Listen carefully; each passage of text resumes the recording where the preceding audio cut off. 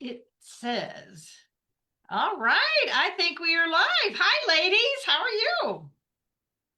Doing Great. great. I'm so glad to have both of you. This is such a treat, and I'm going to be really out there honest with you guys. Um, my mistake, but my wonderful blessing. It was my mistake on the weeks, but they both just jumped right in, and are both going to share this time together. So we're having our own little coffee clutch this morning.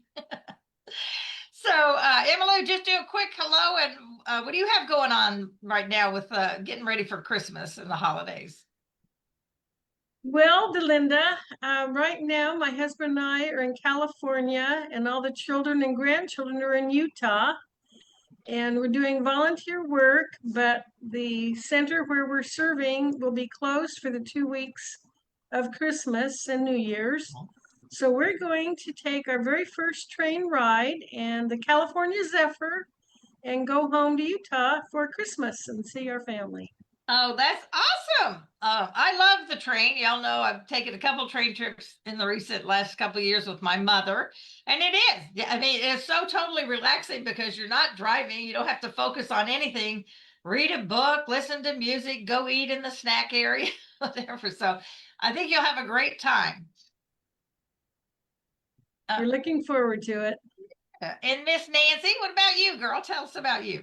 Oh, thank you so much, Delinda and Emmalou. I'm gonna put that on my bucket list now because I've only been on short train rides in Alaska and different places, but I want to be on a long one like you're gonna do. So, but what I'm doing is I'm preparing to go be with my precious son and wife and granddaughter for about a month in Florida, and so I am just in the process of getting all that ready, and so I'm excited.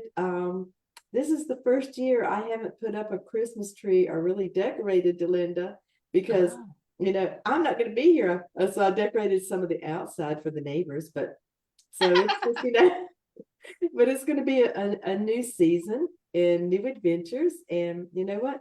That's what God wants us to do. He equips us to take risks and to do those things that He puts into our lives, and we get to be brave, and we get that bravery from the Holy Spirit, like both of you know. Yeah, absolutely. And that is something to really keep in mind. It's easy to get fearful when we're trying something new or doing something new, or God tells us to stretch. And it's just like, okay, I'm going to depend on you. So, all of you that are out there, thank you so much for being here this morning. This week is our week of peace. We're using the Advent themes of hope and peace and joy and love. But not quite the same as you're going to hear on Sunday mornings. So this is a way for us to kind of look at it from a real practical standpoint. How do we have peace, as in this morning, and calling it our superpower, even in crisis? Because let's just face it, December can just be so hectic between the shopping and families. And Emmalou in a minute is going to remind us how in families, there's a lot of times there's a lot of chaos, and people who start rolling their eyes like, oh my gosh, I've got to go be with my family. Now, I happen to love being with my family. I don't have any of that chaos right now. I hope not to, but sometimes we do. And our signature verse for the morning is one of my life verses. I just love it.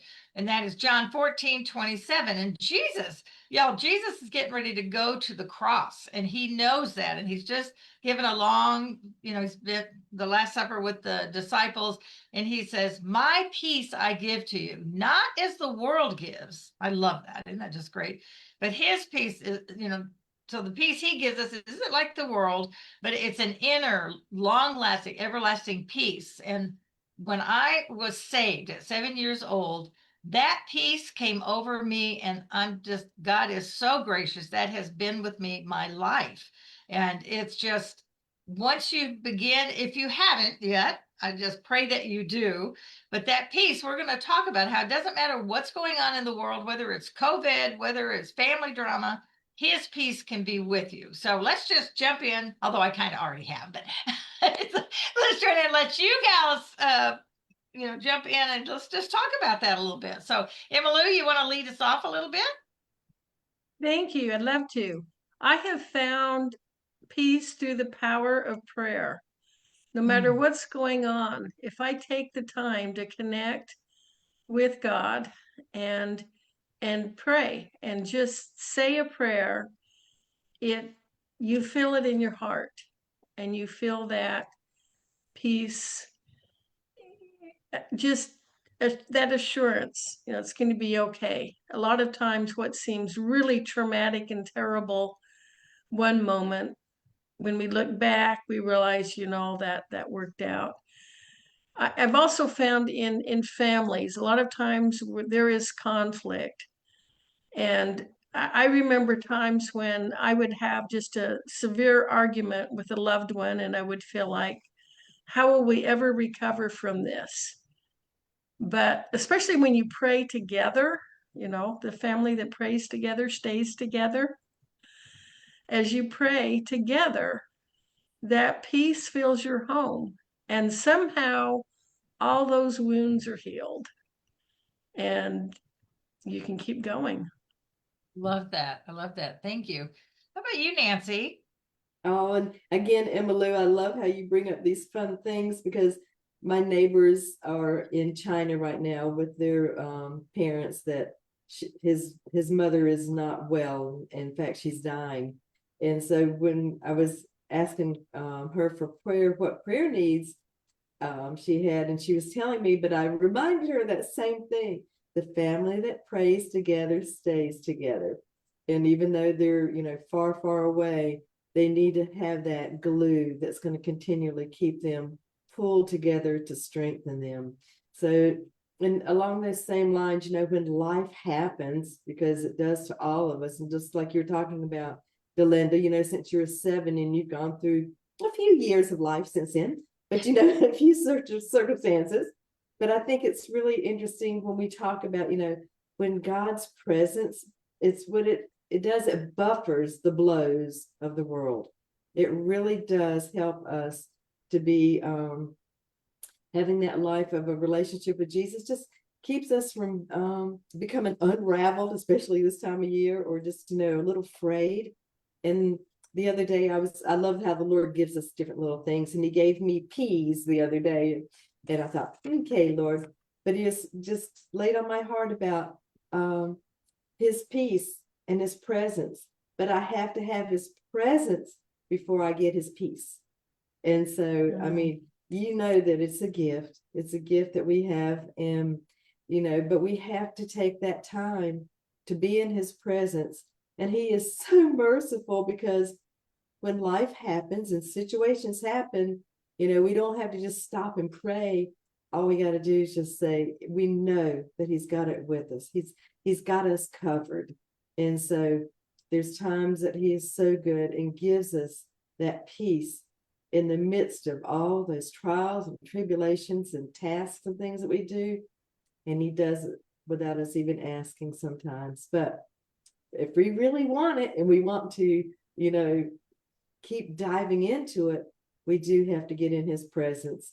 And that's, all day long. You don't have to just keep on going. When you're in the kitchen and you're cleaning and doing stuff, Lord, I just thank you and praise you. And it starts with that grateful heart. We have to be looking at the things we're grateful for, instead of all the things that we focus on, the negative, because that's so much easier. So. Right. And I think too, sometimes people think peace is a very passive, if we think of really from the world standpoint, that peace is just this, whatever, but it really, it's strength. It's really powerful, that the peace that Christ gives us, it's strength in that. And when our life, the outer part feels so overwhelming, as you were saying, that strength of peace inside us is what helps us go on. It helps us keep loving, and helps keep and the peace and the joy. We're going to talk about joy next week, but it's the same thing. That peace and joy always remains in us, no matter what's going around. But we do have to go, like I love the example I've heard before, plug into the circuit. Jesus is the circuit of the power, the Holy Spirit. And when we do, as both of y'all are saying, that's where it comes from. Otherwise, we begin to take our focus off of that. And we start looking at all the chaos and we look at the drama. I mean, there is drama that happens around the holidays. Then we lose focus of that and feel the peace is there, but sometimes we don't allow it to manifest itself. So what are a few practical things that we can do? Prayer, of course, which you said, Emmalou. What are some other things that we could do to help keep ourselves in readiness for that, so we can really experience even more of that peace? Jump in, guys.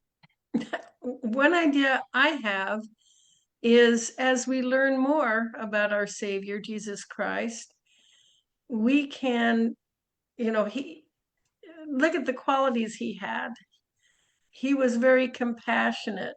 He was very aware of others, and we can develop those attributes.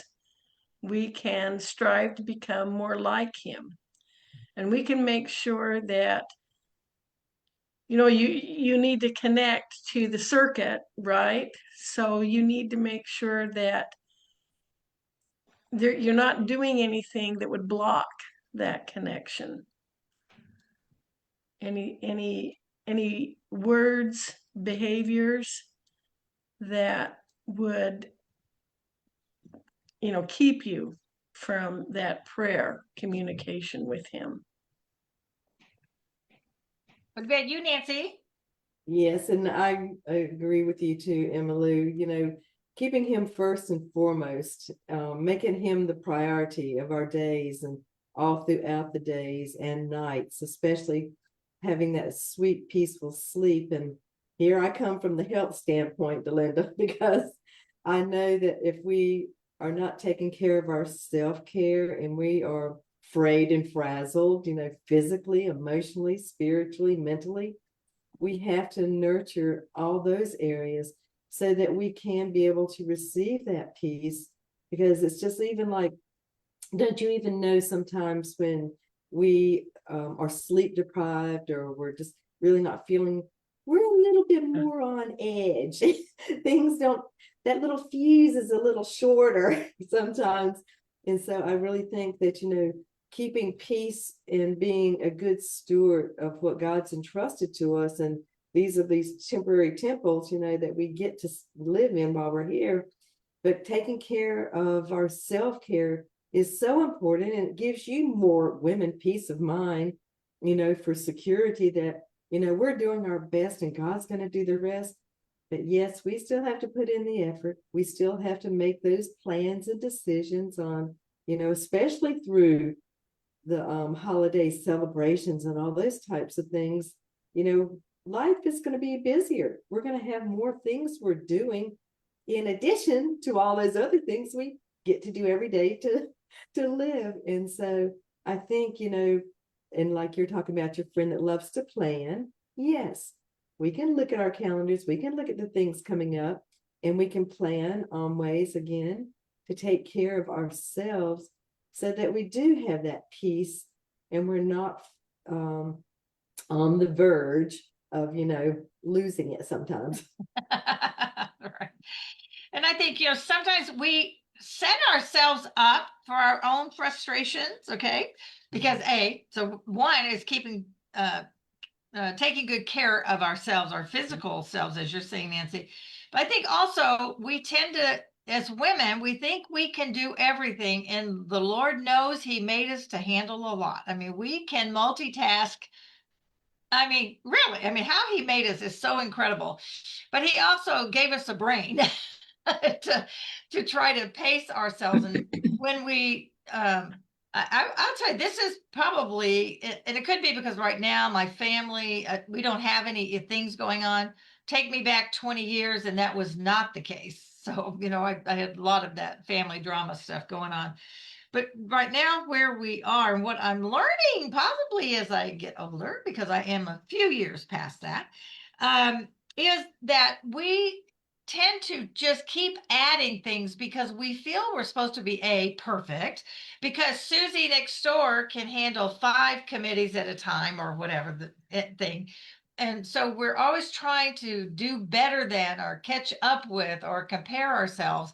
And if we would just take a deep breath and just say, okay, what is it that God really wants me to do? What is my most important thing? If, most cases it's your family. So what are the things that are the most important to your family? And some of the other stuff, y'all, we really can let go of. I mean, I think sometimes we just need to release some of those.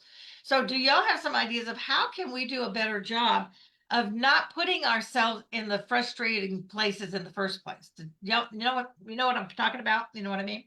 I, I do. And you said the word right there, prioritize.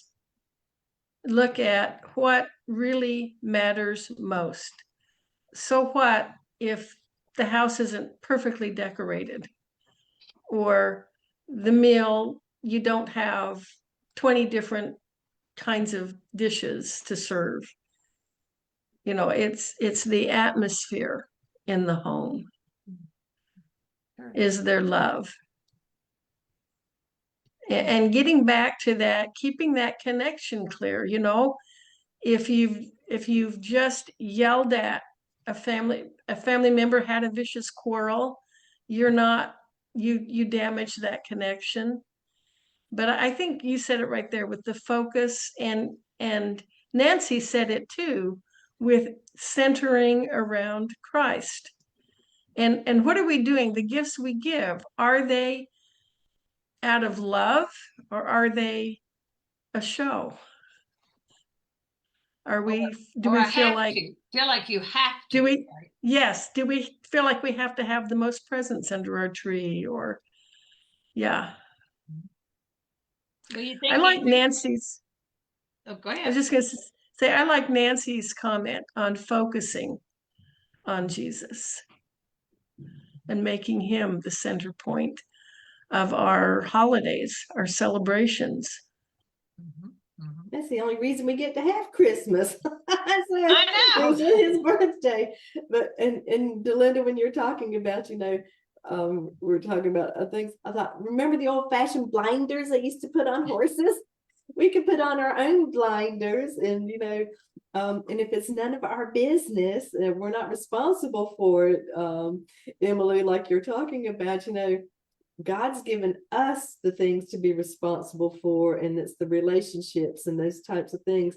But first and foremost, we want to celebrate Jesus's birthday. This is why we're coming together, and we're giving those gifts and things, and keeping him to be the main center while we're even celebrating to begin with. And so, but we need to keep that celebration in our hearts year round. Again, not just this certain time of year. And I think it's one of those things, again, asking the Lord, what is it that I can do for you today? What is it that will make you happy? What is it that will make you smile, Lord? In the people that you bring into my life. And I will tell you that boundaries, and Emmalou is an expert in this whole area as far as boundaries, and setting up boundaries around things and going, no, thank you. Or, you know what, that's not for me. Or, that's fantastic. And I love this word, however, instead of but, thank you so much. But however, I'm not going to be able to address that at this time or participate in that time. And you know what? It may be just because the Lord is telling you, you need to stop and you need to rest. Absolutely. I love agree. that. I love that. I think one of the fastest ways to lose peace is trying to control something that's out of your control, like trying to control what someone else does, or getting upset about the weather. And Right. As if we have any control. You can put your long underwear on. That's what your control is. Oh, I know. It's pretty crazy. So some of the things that I think that try to steal in our world, try to steal our peace, is just noise. The world is noisy, and when you yeah, actually, especially thinking of social media, if we can wind up spending so much time, um, you know, doing the whole reading about everybody else, what's everybody else doing or whatever. I really don't do that, but what I have been doing is I've been watching more on YouTube. Uh, so I love to watch dance. So I'll watch some of the World of Dance programs and a little bit of Dancing with the Stars. And I just watched the ones that, but I found for like last week or the week before, I don't know. All of a sudden, it was something I started doing in 2 or 3 hours a night for that whole week. That's all I did. I was like, well, I enjoyed it, but got nothing else accomplished. Not that we have to accomplish something every minute of the day. Oh, It was relaxing and I enjoyed it. And I don't think it's sinful or anything. But for me, I realized I don't think that's the best choice for me to how to spend my time. But anyway, but the world has a lot of noise. There's the rushing, of course, the overcommitting, which is what we talked about a Mhm. minute ago, just the basic pressure, and the trying to be perfect. You know, that is one that I think really, really robs our peace. It robs our peace and our joy. Those kind of oftentimes go together. Do you find that as well? Trying that whole concept of trying to be perfect? Absolutely.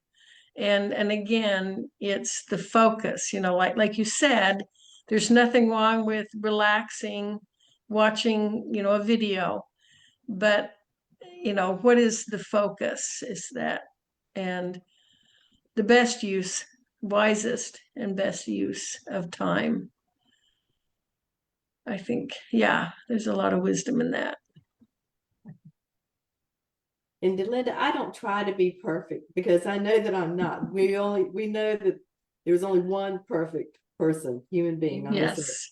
But I want to again do my best and let God do the rest, and just be the very best that I can be, and not looking at it as being perfection or being, but doing things with that spirit of excellence, doing things, whether, you're cleaning the kitchen or whatever, you don't wipe down 2 counters when you got 3 counters. Is that you just, you want to do your very best at what God has entrusted to you and be a good steward of that. And I think, I used to tell my kids, I said, whether you're cleaning the toilet or whatever you're doing, do it with that little spirit of excellence that you want to do it the best you can. Not perfect, but I'm always learning, Delinda. I'm always loving learning new things and ways to do things and to resolve or solve things. Watching a lot of YouTube also. I love that, Nancy. I think we're harder on ourselves than anyone else. We'll say things to ourselves we would never say to anyone else. So I think that's another destroyer of peace, is when we are so self-critical and striving to be perfect, just rather than, like you said, do your best and just be the best self you can be. And Yeah. loving and forgiving others also applies to ourselves. Yeah, for sure.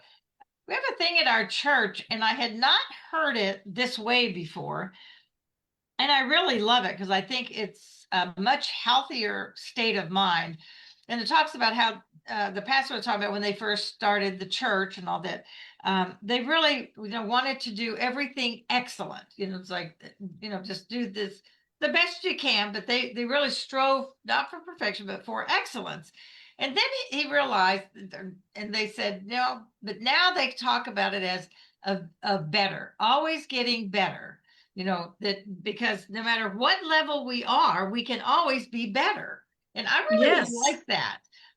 Because the example they use is, so somebody may not be ready to lead a Sunday school class, but they need to be able to learn and grow. So the only way to do that is to teach a Sunday school class. So they learn to partner with people and to shadow so they can learn.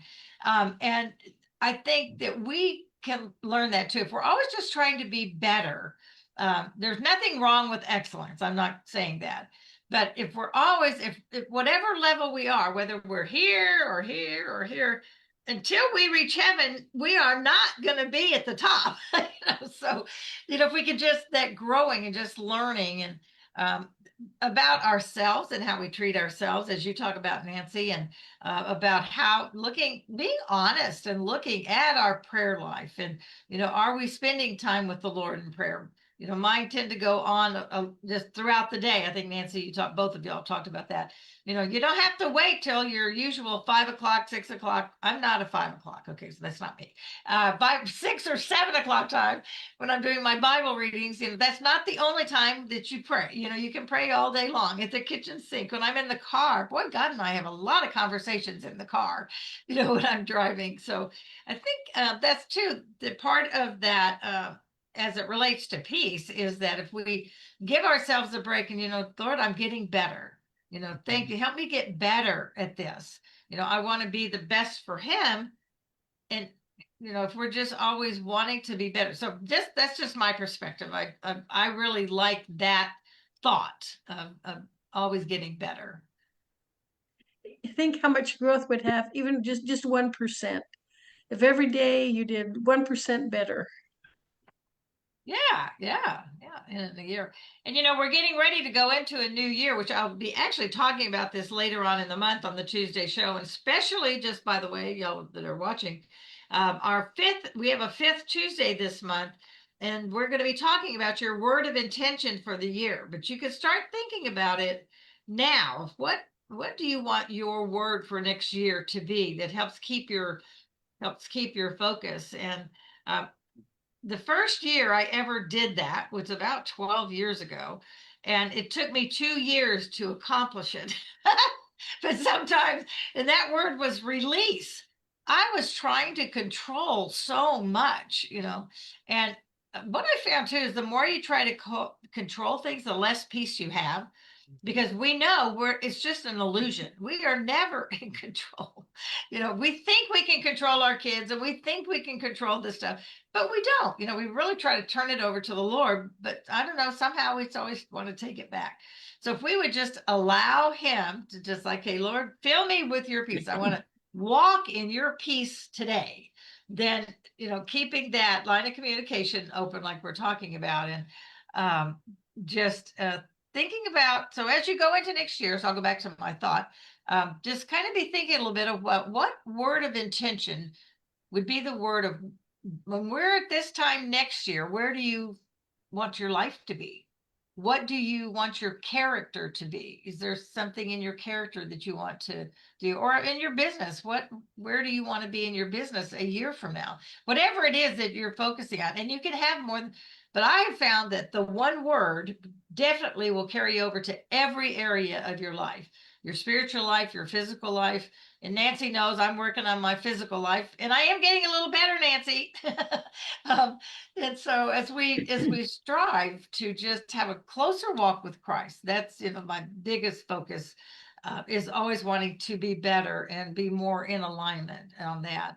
So as we finish up, give each of you give whatever last thought that you want to share with the group out there.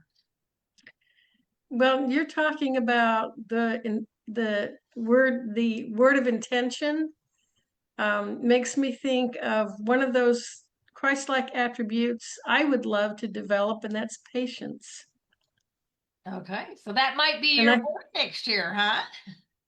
And I think that's part of trusting in the Lord and accepting his timetable, and accepting, that control issue, feeling like I have to have control, make it happen now. So, and those are all things that rob me of peace. So that would bring me more peace as I develop more patience. Oh, good. Thank you for sharing that. That's a beautiful one. You're right. I think it does certainly go together. What about you, Nancy? Any last thoughts? Oh, yes. And I do the word also, Delinda, and I've already picked my word out for next year. Is trust. And so those are things. And then something else I was going to share, just a quick thing, is what I've been doing for over a decade is I write the Lord a thank you letter for the end of like 2026. And in that thank you letter, I address things about family, business, myself, or whatever. So it's like prayer, the things that we're praying for and asking for, they're already completed. And it's always amazing to go back and read the letters to see what God answered in it. And so that's something that I do before the beginning of every brand new year. But so the last thing I want to just share with you too is that, we've been talking about peace. We've been talking about all these things. Let me let you know that the enemy is going to try to steal, kill, or destroy. You're going to have a test. We always go through, we're the ones with the bullseye on us. And so, this is going to be something that we've talked about. And so when it does happen, when the test comes, and I'm probably pretty sure it will, but we're just going to reflect back over this, Delinda, this conversation that we've had, and just to remember, stop, breathe, and just acknowledge, what it is, what's going on, and then being able to say, Lord, show me, tell me what you want me to do, and then listen and obey. That's beautiful. Thank you. Thank you. I Mhm. love that. I think the hardest thing for us as women is to stop and pause. The other makes sense, but you can't get there if you don't at least take a step back a little bit and do that. So thank you everybody for being here. This has been a great discussion. Just remembering that, the peace is not the absence of chaos. It's the presence of Christ in your life and in your soul. And tell yourself that peace is your superpower. Your brain will begin to believe whatever you tell it. So if you tell it, I can't handle all this stuff, then you're going to be right. Okay. But also, if you tell yourself, peace is my superpower, Christ gives me peace and I choose it today. Y'all know how I am about making choices. So you can choose that. So speak that to yourself. Go through this week and say that to yourself. When you're feeling that little angst, just say peace, the peace of Christ, even to make it more detailed. The peace of Christ is my superpower and I choose it today. I choose it this minute. So whatever that is. So I encourage y'all to do that. And remember, y'all, that, you are chosen. Chosen was my word for last year. It's been, and it has been, God gave to me the perfect word, because I just so want you to know that just like God chose the disciples, you're no different. He's chosen you. He has a purpose for you. And if you will just allow him that control in your life, you will find all the peace that you can handle. I mean, he'll just fill you up. That way you can share that peace, because when you're at peace, when you have that peace, your family's going to feel it, as Emmalou says, and your body, your family, your people around you will also share in that peace, and then you'll get a chance to tell them where it came from. So, all right, I love you guys. Thank you so much, and I'll see you next week. And we're going to talk about the joy of the Lord. Actually, I love that. There's a little chorus about that. Thank you, Emmalou. Thank you, Nancy. You guys are awesome. I so appreciate you, and we'll see all of you next week. All right, say bye. Thank you.